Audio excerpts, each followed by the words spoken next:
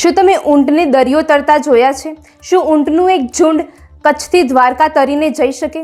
કદાચ સાંભળવામાં નવાઈ લાગશે, પણ આવી એક ઘટના સામે આવી છે. તો જોઈએ શું છે આ ઘટના.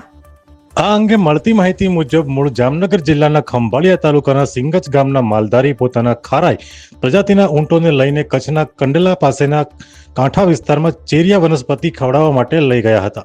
આ દરમિયાન ભારે વરસાદના કારણે 10 જેટલા ઊંટ પંડિત દીનદયાળ પોર્ટ નજીકથી દરિયામાં તણાઈ ગયા હતા, જે તરીને દ્વારકાના વાડીનાર પોર્ટ પહોંચ્યા હતા, જ્યાં વાડીનાર પોલીસે તમામ ઊંટોનું રેસ્ક્યુ કર્યું હતું અને તમામ ઊંટને સલામત રીતે બહાર કાઢ્યા બાદ હવે તેમને તેમના માલિકને સોંપવાની કામગીરી હાથ ધરવામાં આવી છે.